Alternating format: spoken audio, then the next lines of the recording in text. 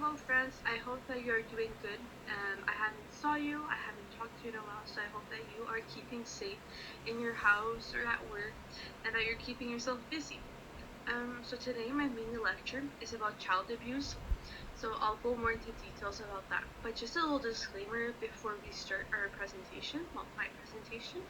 A couple of the information were not written by me, and they're works cited information that I have found on the internet and also on Heritage Library under Gale search.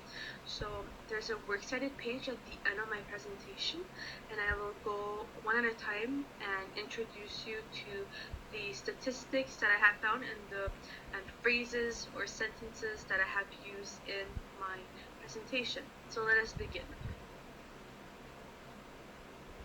So what is child abuse exactly? Well, abuse is an action that intentionally harms or injures another person. Abuse really means being in control.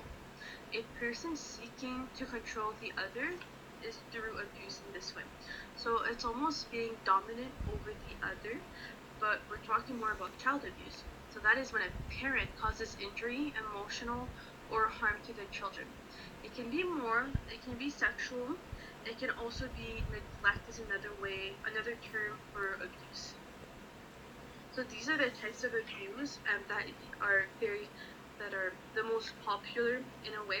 There's physical, sexual, there's also verbal and emotional, and there's psychological, and there's neglect.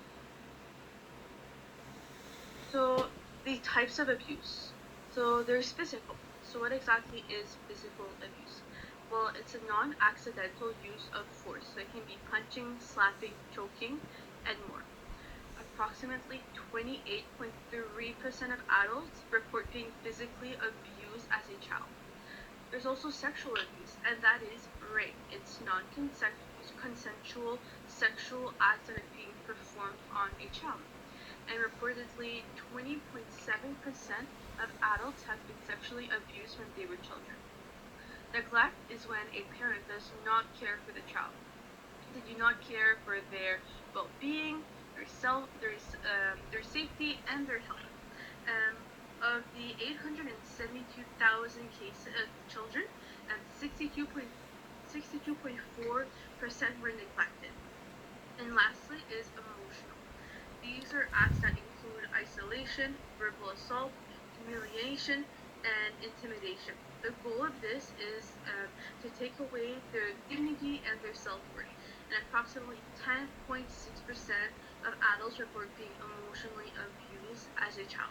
So all these numbers these are all statistics that I have found on a website, but it's all American statistics. So it's nothing that was Canadian. They did this report in America, and I'm just letting you know, just as a warning.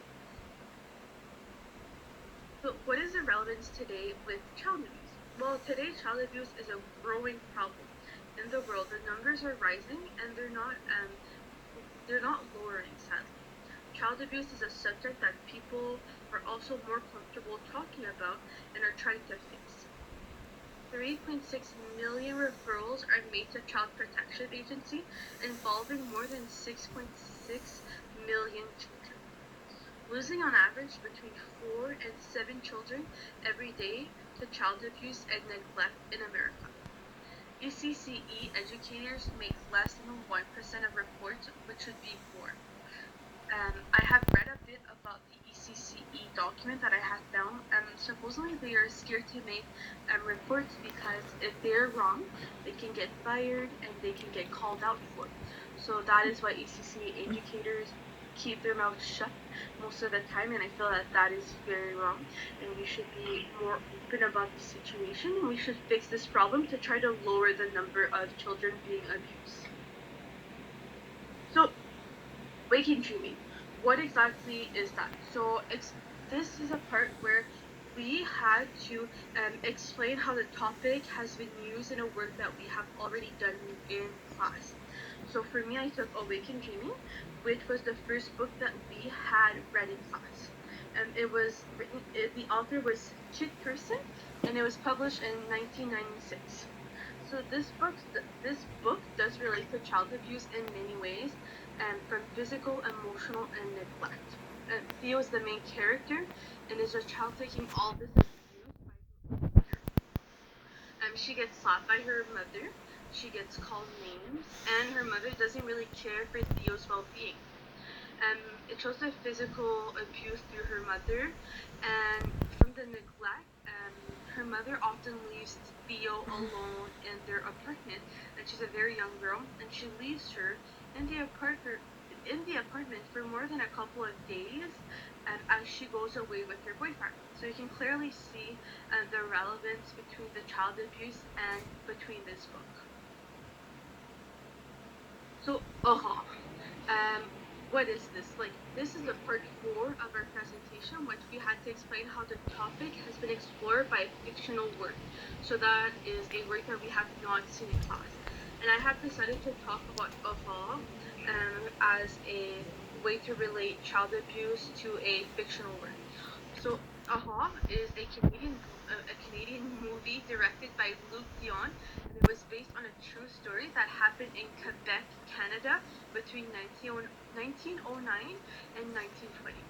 This movie is based on aha, who is being brutally beaten, abused, and verbally abused by her stepmother at the point where she dies from her wounds that her stepmother has inflicted on her.